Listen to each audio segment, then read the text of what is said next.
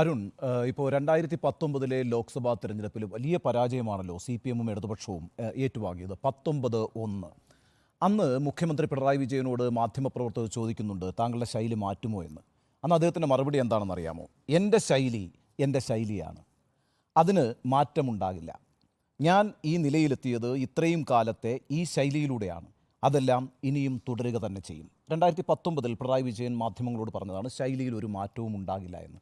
അന്നത്തെ തെരഞ്ഞെടുപ്പിൽ അതിനുശേഷമുള്ള ഈ ചോദ്യത്തിൽ അങ്ങനെ ഒരു മറുപടി പിണറായി വിജയന് പറയാം. കാരണം എന്താണെന്ന് വെച്ചാൽ, അന്ന് ഇടതുപക്ഷത്തിന് തിരിച്ചടി ഉണ്ടാകുന്നതിന് രണ്ട് രാഷ്ട്രീയ കാരണങ്ങളുണ്ട്. ഒന്ന് ശബരിമല. നമുക്കെല്ലാം അറിയുന്നത് പോലെ ശബരിമലയിൽ സ്ത്രീ പ്രവേശനത്തിന് സുപ്രീം കോടതി അനുവദിക്കുകയും ആ വിധി നടപ്പാക്കാൻ ശ്രമിക്കുകയും ചെയ്തപ്പോൾ അതിശക്തമായി വിശ്വാസികൾ അതിനെ എതിർക്കുകയും വലിയ പ്രതിഷേധങ്ങൾ തെരുവിലിറങ്ങി വിശ്വാസികൾ സംഘടിപ്പിക്കുകയൊക്കെ ചെയ്തിട്ടുണ്ട്. അത് കേരളത്തിലുടനീളം ഒരു തരംഗമാവുകയും അത് ഇടതുപക്ഷത്തിന് വലിയ വെല്ലുവിളിയാകുകയും അത് തിരിച്ചടിയാകുകയും ചെയ്തു ആ കഴിഞ്ഞ തെരഞ്ഞെടുപ്പിൽ. പക്ഷേ അവിടെ പിണറായി വിജയനെ പോലൊരു മുഖ്യമന്ത്രിക്ക് പറയാം ശൈലി മാറ്റില്ല എന്ന്. കാരണം ഈ സ്ത്രീ സമത്വം, സ്ത്രീകൾക്കും പുരുഷർക്കും ഇടയിലുള്ള തുല്യത തുടങ്ങിയിട്ടുള്ള ആശയങ്ങളിൽ ഉറച്ചു നിൽക്കുന്ന പ്രസ്ഥാനമാണ് ഇടതുപക്ഷ പ്രസ്ഥാനങ്ങൾ എന്ന് പറയുന്നത്. അപ്പോൾ അത്രയും പുരോഗമനപരമായ ഒരു കാര്യം നടപ്പാക്കാൻ ഇറങ്ങി പുറപ്പെട്ടപ്പോൾ അതിനൊരു തിരിച്ചടി ഉണ്ടായിട്ടുണ്ട് എങ്കിൽ ആ തിരിച്ചടിയെ യഥാർത്ഥത്തിൽ ഈ സമൂഹം ശരിയായ രീതിയിൽ ആ കാര്യങ്ങൾ മനസ്സിലാക്കുന്നതിൽ വന്ന പരാജയമാണെന്ന് വിലയിരുത്തുന്നതിൽ അപകടമൊന്നുമില്ല. കാരണം ഇടതുപക്ഷ പ്രസ്ഥാനങ്ങളും ഇടതുപക്ഷ സർക്കാരും ഒക്കെ നിലകൊള്ളുന്നത് സ്ത്രീ സമത്വത്തിന് വേണ്ടി കൂടിയാണ്, സ്ത്രീ സ്വാതന്ത്ര്യത്തിന് വേണ്ടി കൂടിയാണ്. അപ്പോൾ സുപ്രീം കോടതിയുടെ ഒരു വിധി വരുമ്പോൾ അത് നടപ്പാക്കാൻ ശ്രമിക്കുമ്പോൾ അതിനൊരു തിരിച്ചടി ഉണ്ടാകുന്നുവെങ്കിൽ അത് പുരോഗമനപരമായ ഒരു പ്രവൃത്തിക്ക് വന്ന ഒരു തിരിച്ചടി എന്ന നിലയ്ക്ക് വിശദീകരിക്കാൻ കഴിയും. അതുകൊണ്ട് ശൈലി മാറ്റേണ്ടതില്ല. അതുപോലെ മറ്റൊരു കാര്യം ഉണ്ടായിരുന്നല്ലോ, നമുക്കറിയാമല്ലോ, രാഹുൽ ഗാന്ധിയുടെ വരവ്. അന്ന് രാഹുൽ ഗാന്ധി കേരളത്തിലേക്ക് എത്തുമ്പോൾ കേരളത്തിലെ ജനങ്ങൾ വിചാരിക്കുന്നു ഇന്ത്യയിൽ രാഹുൽ ഗാന്ധി നേതൃത്വം കൊടുക്കാൻ പോകുന്നൊരു സർക്കാർ ഉണ്ടാകുന്നുവെന്ന്. അതും ഈ പറയുന്ന ഇടതുപക്ഷത്തിന് പുറത്തു നിൽക്കുന്നൊരു ഫാക്ടറാണ്. അപ്പോൾ ഈ രണ്ട് ഫാക്ടറുകൾ കൊണ്ടാണ് 2019 വലിയ തിരിച്ചടി ഉണ്ടായതെന്ന് പാർട്ടി തന്നെ വിലയിരുത്തിയിട്ടുണ്ട്. അതുകൊണ്ട് ശൈലി മാറേണ്ട കാര്യമില്ല എന്ന് പറയാം. പക്ഷേ 2024 എന്താ വിഷയം? 2024 ശബരിമലയും ഇല്ല, രാഹുൽ ഗാന്ധിയും ഇല്ല, ഒറ്റ തരംഗമേ ഉള്ളൂ. അതെന്താണ്? ആൻറ്റി ഇൻകംബൻസിയാണ്, സർക്കാർ വിരുദ്ധ തരംഗമാണ്. ആ സമയത്ത് അദ്ദേഹത്തിൻ്റെ മറുപടി എന്താണ്? ഇതേപോലെ തന്നെ ചോദ്യം ചോദിച്ചപ്പോൾ ജനവിധിയെ അംഗീകരിച്ചും ആഴത്തിൽ പരിശോധിച്ചും തിരുത്തൽ വരുത്തിയും സർക്കാർ മികവോടെ പ്രവർത്തിക്കുമെന്നാണ് കഴിഞ്ഞ ദിവസം പിണറായി വിജയൻ പറഞ്ഞത്. അപ്പോൾ ശൈലി മാറ്റില്ല എന്ന നിലപാട് ആവർത്തിക്കുന്നില്ല എന്ന് മാത്രമല്ല, ഇനി പല കാര്യങ്ങളും പഠിച്ചുകൊണ്ട് മികവോടെ പ്രവർത്തിക്കാൻ സർക്കാർ ശ്രമിക്കുമെന്ന് കൂടി അദ്ദേഹം പറയുന്നു. ഇന്നിപ്പോൾ നമുക്കറിയാമല്ലോ, നമ്മളിരിക്കുമ്പോൾ ഈ രാജ്യസഭാ സീറ്റ് അത് കേരള കോൺഗ്രസിനാണ് നൽകിയത്. സി പി എമ്മിൻ്റെ രാജ്യസഭാ സീറ്റ്, സി പി എമ്മിന് അവകാശപ്പെട്ട രാജ്യസഭാ സീറ്റ്, എളമരം കരീം ഇറങ്ങുന്ന ആ വേക്കൻസിയിൽ കേരള കോൺഗ്രസിന് ജോസ് കെ മാണിക്ക് കൊടുക്കുകയാണ് ആ സീറ്റ്. എൻ്റെ അറിവിൽ 2000-ലാണ് അവസാനമായി അങ്ങനൊരു വിട്ടുവീഴ്ചയ്ക്ക് സി പി എം തയ്യാറായിട്ടുള്ളത്. 2000 എൻ കെ പ്രേമചന്ദ്രന് രാജ്യസഭാ സീറ്റ് കൊടുത്തു. അതിനുള്ള കാരണം എന്താണെന്ന് വെച്ചാൽ 96-ലും 98-ലും എൻ കെ പ്രേമചന്ദ്രനാണ് കൊല്ലത്തുനിന്ന് വിജയിച്ചു വന്നത്. എന്നാൽ 99-ലെ തെരഞ്ഞെടുപ്പിൽ കൊല്ലം സീറ്റ്, ആ Lok Sabha seat C P M പിടിച്ചെടുത്തു. അതിൻ്റെ കാരണം എന്ന് പറയുന്നത് അന്ന് ആർ എസ് പിയിൽ രൂപപ്പെട്ട അഭിപ്രായ ഭിന്നതയാണ്. ഷിബു ബേബി ജോൺ പക്ഷവും പ്രേമേന്ദ്രൻ പക്ഷവും തമ്മിലൊക്കെ ഏറ്റുമുട്ടിക്കൊണ്ടിരിക്കുന്ന ഒരു കാലഘട്ടമാണ്. അപ്പോൾ അവിടെ വിജയിക്കാൻ സാധ്യതയില്ല എന്നൊരു തോന്നലിൻ്റെ അടിസ്ഥാനത്തിൽ 99-ലെ തെരഞ്ഞെടുപ്പിൽ കൊല്ലം ലോക്സഭാ മണ്ഡലം സി പി എം പിടിച്ചെടുത്തപ്പോൾ അതിന് പകരമായിട്ട് 2000-ൽ എൻ കെ പ്രേമേന്ദ്രന് രാജ്യസഭാ സീറ്റ് കൊടുത്തു. അന്ന് കെ ചന്ദ്രപിള്ളയായിരുന്നു യഥാർത്ഥത്തിൽ സി പി എമ്മിൻ്റെ രാജ്യസഭാ കാൻഡിഡേറ്റ് എന്ന് പറയുന്നത്. 2000-ന് മുമ്പോ 2000-ന് ശേഷമോ പിന്നീട് അങ്ങനെ സി പി എം ചെയ്തിട്ടില്ലെന്ന് മാത്രമല്ല, ഘടകകക്ഷികളുടെ സീറ്റ് പിടിച്ചെടുക്കുക എന്നുള്ളതാണല്ലോ സി പി എമ്മിൻ്റെ ഒരു സമീപനം എന്ന് പറയുന്നത്. പക്ഷേ ഇന്നിപ്പോൾ എന്താ ചെയ്തിരിക്കുന്നത്? ജോസ് കെ മാണിക്ക് സി പി എമ്മിന് അവകാശപ്പെട്ട സീറ്റ് കൈമാറിയിരിക്കുകയാണ്. എന്തുകൊണ്ട് കൈമാറിയിരിക്കുന്നു?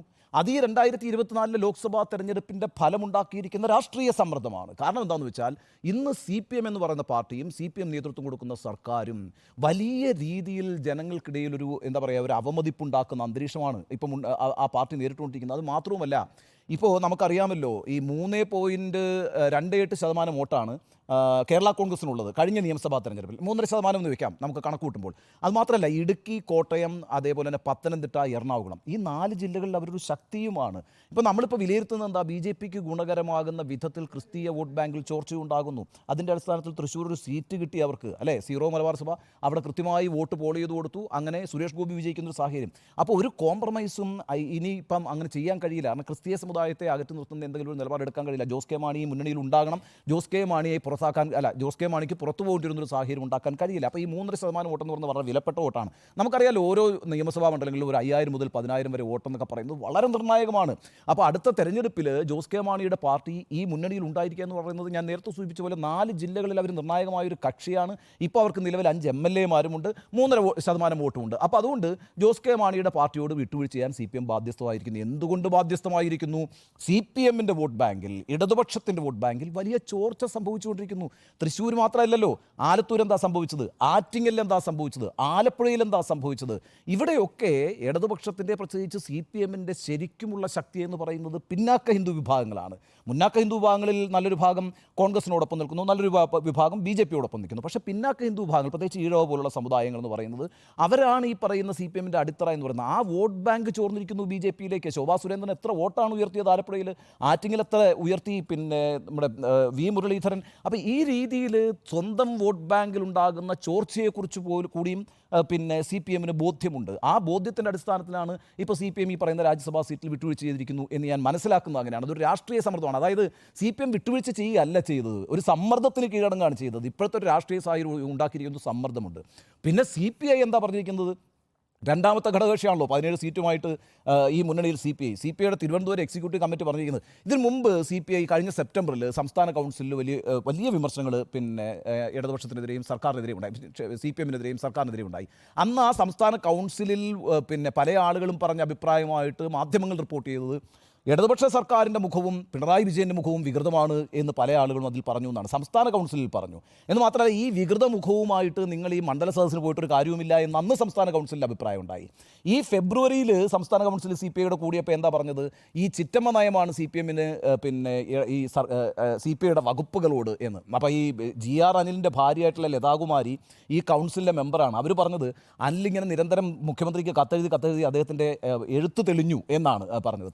ആ രീതിയിൽ അതിശക്തമായ വിമർശനങ്ങൾ CPI ഇതിനു മുമ്പും പല ഘട്ടങ്ങളിൽ ഉന്നയിച്ചിട്ടുണ്ട്. പക്ഷേ ഇന്നത്തെ പിന്നെ കഴിഞ്ഞ ദിവസത്തെ യോഗത്തിൻ്റെ ഒരു പ്രത്യേകത എന്താ? പിണറായി വിജയൻ രാജിവെക്കണമെന്ന് ആവശ്യപ്പെട്ടു എന്നുള്ളതാണ്. അതാണ് മാറ്റം എന്ന് പറയുന്നത്. നേരത്തെ സർക്കാരിൻ്റെ മുഖം വികൃതമാണെന്നും സർക്കാർ അതിൻ്റെ പ്രവർത്തനങ്ങൾ മെച്ചപ്പെടുത്തണമെന്നും സർക്കാർ കൂടുതൽ ജനകീയമാകണമെന്നൊക്കെയുള്ള വിമർശനങ്ങളാണ് ഉയർന്നു വന്നിട്ടുള്ളത്. എങ്കിൽ ഇപ്രാവശ്യം തിരുവനന്തപുരത്തെ എക്സിക്യൂട്ടീവ് കമ്മിറ്റിയിലെ പല ആളുകളും ആവശ്യപ്പെട്ടത് മുഖ്യമന്ത്രി പിണറായി വിജയൻ രാജിവെക്കണമെന്നാണ്. പുറത്തേക്ക് വരുന്ന റിപ്പോർട്ടുകൾ നമുക്ക് വിശ്വസിക്കാമെങ്കിൽ ആലപ്പുഴയിലെ കൗൺസിലിൽ പറഞ്ഞിരിക്കുന്നത് BJP എതിർക്കാൻ കോൺഗ്രസ്സാണ് മികച്ച പാർട്ടി എന്ന് ജനങ്ങൾ മനസ്സിലാക്കിയിരിക്കുന്നതും പരനാറി പോലുള്ള പ്രയോഗങ്ങൾ ഇപ്പോഴും അദ്ദേഹം തുടരുകയാണെന്നും അവസാനം ഈ കുർലോസ് തിരുമേനിക്കെതിരായിട്ടുള്ള വിവരദോഷി പ്രയോഗം പോലും അദ്ദേഹത്തിൻ്റെ ശൈലി മാറ്റാൻ തയ്യാറല്ല എന്നും അങ്ങനെ ഒരാളെ വെച്ചുകൊണ്ട് ഇനി മുന്നോട്ട് പോയാൽ ജനങ്ങൾക്കിടയിൽ ഒരു മതിപ്പുണ്ടാകില്ല എന്നുമാണ് ആലപ്പുഴയിലെ കൗൺസിലിൽ പല ആളുകളും പറഞ്ഞിരിക്കുന്നത്. അപ്പോൾ ആദ്യമായിട്ട് ഒരു ഘടകകക്ഷിയുടെ 2 ജില്ലാ യോഗങ്ങളിൽ ഈ പറയുന്ന മുഖ്യമന്ത്രി പിണറായി വിജയൻ രാജിവെക്കണമെന്ന ആവശ്യം പോലും ഉയർന്നിരിക്കുന്നു എന്നുള്ളതാണ്. അതുകൊണ്ട് ശൈലി മാറ്റിയേ മതിയാകൂ എന്ന കാര്യത്തിൽ തർക്കമില്ല. ഈ ശൈലിയുമായിട്ടാണ് മുന്നോട്ട് പോകുന്നതെങ്കിൽ നിശ്ചയമായും ജനങ്ങൾ നന്ദിവൽക്കരിക്കുന്ന ഒരു അവസ്ഥയിലേക്ക് വരും. കാരണം ഈ തിരഞ്ഞെടുപ്പ് 2019 നിന്ന് മാറി 2024 വരുമ്പോൾ ഈ തിരഞ്ഞെടുപ്പ് ഇടതുപക്ഷത്തിന് കൊടുക്കുന്ന ശക്തമായ താക്കീതും പാഠവുമുണ്ട്. അത് സ്വന്തം വോട്ട് ചോർച്ച സംഭവിച്ചുകൊണ്ടിരിക്കുന്നു എന്ന് മാത്രമല്ല, ചില പ്രത്യേക വിഭാഗങ്ങൾ മറ്റൊരു ചേരിയിലേക്ക് മാറുന്നു. ആ ചേരി കൂടുതൽ ഊർജ്ജം കൊള്ളുന്നു. ഇപ്പോൾ കഴിഞ്ഞ തെരഞ്ഞെടുപ്പും ഈ തെരഞ്ഞെടുപ്പുമായിട്ട് 2019 13% വോട്ടാണേ BJPക്ക് ഉണ്ടായിരുന്നത്. ഇപ്രാവശ്യം 16.68%, 17%, 4% വോട്ട് ഉയർത്തിയിരിക്കുന്നു. അവർ ക്രിസ്തുമത വിശ്വാസികൾക്കിടയിലേക്ക് ഒരു ഇൻറോഡ് ഉണ്ടാക്കിയിരിക്കുന്നു. ആ വിഭാഗം കുറച്ചുകൂടി BJPയുമായിട്ട് ഐക്യപ്പെടുന്നു. അങ്ങനെ ഒരു സാഹചര്യം മാത്രമല്ലല്ലോ, സ്വന്തം വോട്ട് ബാങ്ക് ആയിട്ടുള്ള പിന്നാക്ക ഹിന്ദു വിഭാഗങ്ങൾ പാർട്ടിയിൽ നിന്ന് വഴിമാറി നടക്കുന്നു. അവരുടെയും ഒരു എന്താ പറയുക പ്രതീക്ഷയായിട്ട് BJP മാറുന്നു. ഈ ഒരു സാഹചര്യം വരുമ്പോൾ CPM-നെ സംബന്ധിച്ചും അതുപോലെ തന്നെ CPM നേതൃത്വം കൊടുക്കുന്ന സർക്കാരിനെ സംബന്ധിച്ചും ഒരു ശൈലി മാറ്റം അനിവാര്യമാണ്. ആ ശൈലി മാറ്റം ഉണ്ടാകുമെന്ന് തന്നെയാണ് ഞാൻ പ്രതീക്ഷിക്കുന്നത്. കാരണം ഇന്നിപ്പോൾ PBയുടെയൊക്കെ വിലയിരുത്തൽ എന്തുകൊണ്ട് ഇത് സംഭവിക്കുന്നു, 2019 2024 ഒക്കെ എന്തുകൊണ്ട് സംഭവിക്കുന്നു എന്ന് മാത്രമല്ല പഠിക്കാൻ ആവശ്യപ്പെട്ടിരിക്കുന്നത്. കേരളത്തിൽ CPM-ന്റെ വോട്ട് ബാങ്കിൽ എന്തുകൊണ്ട് ചോർച്ചയുണ്ടാകുന്നു എന്ന് കൂടി പഠിക്കാൻ ആവശ്യപ്പെട്ടിട്ടുണ്ട്. ആ പഠനം നിശ്ചയമായും ഒരു നല്ല മുഖമായിട്ട് ഈ ജനങ്ങളോട് അടുത്തിടപഴകുന്ന, സ്നേഹത്തോടുകൂടി ഇടപഴകുന്ന, ധാർഷ്ട്യമൊക്കെ മാറ്റിവെച്ച് ജനകീയമാകുന്ന ഒരു പ്രതിച്ഛായയിലേക്ക് CPM-ന്റെ നേതൃത്വവും സർക്കാരിൻ്റെ നേതൃത്വവും മാറിയില്ല എങ്കിൽ ഒരു പക്ഷേ CPM-നെ സംബന്ധിച്ച് കാത്തിരിക്കുന്നത് വലിയ തോൽവിയായിരിക്കും 2026. അത് നമ്മൾ ഈ ചെറിയ കണക്കിലുള്ള തോൽവിയൊന്നും ആയിരിക്കത്തില്ല. ഇപ്പോൾ 99 സീറ്റുണ്ട്. ഇനിയിപ്പോൾ 26 നടക്കാണ്ടിരിക്കുന്ന തെരഞ്ഞെടുപ്പിൽ എത്ര സീറ്റ് കിട്ടും എന്നുള്ള ആശങ്ക ഇപ്പോൾ തന്നെ പാർട്ടിക്കുണ്ട്, പാർട്ടിയെ ഇഷ്ടപ്പെടുന്നവർക്കുമുണ്ട്. ആരെന്താ ചോദിക്കാൻ വന്നു? ഈ കണക്കിൽ ലോക്സഭയുടെ കണക്കിൽ നോക്കിയാൽ 19 നിയമസഭാ മണ്ഡലങ്ങളിലെ ലീഡുള്ളൂ. അതാണ് 19 നിയമസഭാ മണ്ഡലങ്ങളിലെ ലീഡുള്ളൂ. 11 നിയമസഭാ മണ്ഡലങ്ങളിൽ ആർക്കാ BJPക്ക് ലീഡ്? ആ 11 നിയമസഭാ മണ്ഡലങ്ങളിൽ ആരാ ഉള്ളത്? ആരുടെ MLA-മാരാ ഉള്ളത്? CPM-ന്റെ MLA-മാരാണുള്ളത്, മന്ത്രിമാരുടെ മണ്ഡലത്തിൽ. ആ അർത്ഥത്തിലൊക്കെ ഒരു വലിയ വെല്ലുവിളി CPM ഇപ്പോൾ നേരിടുന്നത്. അതുകൊണ്ട് ഈ പിന്നെ എന്താ പറയുക, ചിരിക്കുന്നതിൻ്റെ രീതിയല്ല, എപ്പോഴും ചിരിച്ചുകൊണ്ടിരിക്കുന്നതിൻ്റെ രീതിയല്ല. ശരിയാണ്, ഇപ്പോൾ കുർലോസ് തിരുമേനി തന്നെ അദ്ദേഹത്തിൻ്റെ ഫേസ്ബുക്ക് പോസ്റ്റിൽ പറഞ്ഞിട്ടുണ്ടേ, ഈ മുഖ്യമന്ത്രിയായി കഴിഞ്ഞാൽ സ്വന്തമായിട്ടുള്ള സ്വഭാവങ്ങളെല്ലാം മാറ്റിവെക്കണം, അങ്ങനെ നമ്മൾ നിഷ്കർഷിക്കരുത്, അങ്ങനെ നമ്മൾ പിന്നെ കടുപിടുത്തം പിടിക്കരുത്. എനിക്കെപ്പോഴെങ്കിലും ദേഷ്യം തോന്നുമ്പോൾ ഞാൻ ദേഷ്യപ്പെടുന്ന ആളാണ്. അത് മുഖ്യമന്ത്രിയും അങ്ങനെയൊക്കെ തന്നെയാണ്. ദേഷ്യപ്പെടേണ്ട സമയത്ത് ദേഷ്യപ്പെടണം, ചിരിക്കേണ്ട സമയത്ത് ചിരിക്കണം. അല്ലാതെ മുഖ്യമന്ത്രിയായി കഴിഞ്ഞാൽ എല്ലാവർക്കും എല്ലാവരെയും തോളത്ത് തട്ടി എല്ലാവരെയും ചിരിച്ച് കാണിക്കുക അങ്ങനെയുള്ളൊരു ശൈലിയിലേക്കൊന്നും മാറേണ്ട കാര്യമില്ല എന്ന് കുർലോസ് തിരുമേനി മുമ്പ് പറഞ്ഞിട്ടുണ്ട്. അത് ശരിയുമാണ്. പക്ഷേ ഒരു പദവിയിലിരിക്കുന്നയാൾ ആ പദവിക്ക് എപ്പോഴും ഈ അധികാരത്തിൻ്റെ ഒരു പ്രത്യേകത എന്നറിയാം, അധികാരം ആളുകൾക്ക് ഭയം കൂടി സൃഷ്ടിക്കും അല്ലേ? ഇപ്പം ഞാൻ നിങ്ങളോടൊക്കെ ഇവിടെ നിന്നിട്ട് ഏതെങ്കിലും നിലവാരത്തിൽ ചൂടായി നിങ്ങൾ എന്നെ ഭയപ്പെടേണ്ട ഒരു കാര്യമില്ല. കാരണം ഞാനൊരു അധികാരിയല്ല. മറിച്ച് ഒരു അധികാരിയാണ് നിങ്ങളോട് ദേഷ്യപ്പെടുന്നതെങ്കിൽ അധികാരിയുടെ എല്ലാ സർവ്വസന്നാഹങ്ങളോടെയാണ്, ആ പോലീസ് അടക്കമുള്ള സന്നാഹങ്ങളോടെയാണ് അദ്ദേഹം ചൂടാകുന്നതും ദേഷ്യം പിടിക്കുന്നതൊക്കെ. അപ്പോൾ നിങ്ങൾ ഭയപ്പെടും. അപ്പോൾ ആ രീതിയിൽ ഭയങ്ങൾ ഉണ്ടാക്കാതിരിക്കുക, നല്ല സ്നേഹത്തോടുകൂടി പെരുമാറാൻ കഴിയുക, ചിരിക്കുന്നതൊന്നും ഒരു കുഴപ്പമില്ലെന്നേ, അങ്ങനെയൊക്കെയുള്ള ഒരു ജനകീയ മുഖത്തിലേക്ക് ഒക്കെ മാറേണ്ടതുണ്ട്. അത് അനിവാര്യമാണ് ഈ കാലഘട്ടത്തിൽ. ആ രാഷ്ട്രീയ അനിവാര്യതകൾ ബോധ്യപ്പെട്ടുകൊണ്ട് ഞാൻ പറയുന്ന ചിരിയും ഒക്കെ വിട്ടേക്ക്. നിങ്ങളുടെ വോട്ട് ബാങ്കിൽ ഉണ്ടായിക്കൊണ്ടിരിക്കുന്ന, നിങ്ങളുടെ അടിത്തറയിൽ ഉണ്ടായിരിക്കുന്ന ചോർച്ചയെ ബോധ്യപ്പെട്ടുകൊണ്ട് ഒരു സ്വയം നവീകരണത്തിന് CPM തയ്യാറാകണം, CPM നേതൃത്വം തയ്യാറാകണം, സർക്കാർ തയ്യാറാകണം. അങ്ങനൊരു ശൈലി മാറ്റം ഉണ്ടായില്ല എങ്കിൽ അപകടകരമായൊരു സ്ഥിതിയിലേക്കാണ് CPM എന്ന് പറയുന്ന പാർട്ടി പോകുന്നത്. CPM എന്ന് പറയുന്ന പ്രസ്ഥാനം നിശ്ചയമായും ഈ സമൂഹത്തിന് ആവശ്യമാണല്ലോ, ഈ സംസ്ഥാനത്തിന് ആവശ്യമാണല്ലോ. അതൊരു പ്രതിരോധത്തിൻ്റെ പ്രസ്ഥാനമാണ്. അത് പലതരത്തിലുള്ള വിഭാഗീയതയും പലതരത്തിലുള്ള സാമൂഹിക ഭീഷണികളെയും ചെറുത്തു തോൽപ്പിക്കാൻ എക്കാലവും മുന്നിൽ നിന്നിട്ടുള്ള രാഷ്ട്രീയ പ്രസ്ഥാനമാണ്. ആ രാഷ്ട്രീയ പ്രസ്ഥാനം ഈ കേരളം കെട്ടിപ്പടുക്കുന്നതിന് നൽകിയിട്ടുള്ള സംഭാവനകളെ ഒട്ടും തന്നെ കുറച്ച് കാണാൻ കഴിയില്ല. നമ്മൾ ഏറ്റവും ഉയർത്തിപ്പിടിക്കേണ്ട പല മൂല്യങ്ങൾക്ക് വേണ്ടിയും ഇന്നും പോരാടിക്കൊണ്ടിരിക്കുന്ന, രാജ്യത്തും നമ്മുടെ സംസ്ഥാനത്തും പോരാടിക്കൊണ്ടിരിക്കുന്ന ഒരു പ്രസ്ഥാനമാണ് CPM. അതിനൊരു അപജയം സംഭവിച്ചുകൂടാ, അത് പിന്നോട്ടടിക്കപ്പെട്ടുകൂടാ. അങ്ങനെ പിന്നോട്ടടിക്കപ്പെട്ടാൽ നമ്മുടെ സമൂഹത്തിൽ ഉണ്ടാകാൻ പോകുന്ന എന്താ പറയുക വിപത്തുകൾ വളരെ വലുതാണ് എന്ന് നമുക്കറിയാം. അതുകൊണ്ട് തന്നെ സ്വയം വിമർശനപരമായി CPM ഇതിനെ മനസ്സിലാക്കിക്കൊണ്ടൊരു ശൈലീ മാറ്റത്തിലേക്ക് വരണം. ആ ശൈലീ മാറ്റം CPMനെ കൂടുതൽ ജനകീയമാക്കുകയും സർക്കാരിനെ കൂടുതൽ ജനകീയമാക്കുകയും ചെയ്യും എന്നാണ് എൻ്റെ വിശ്വാസം.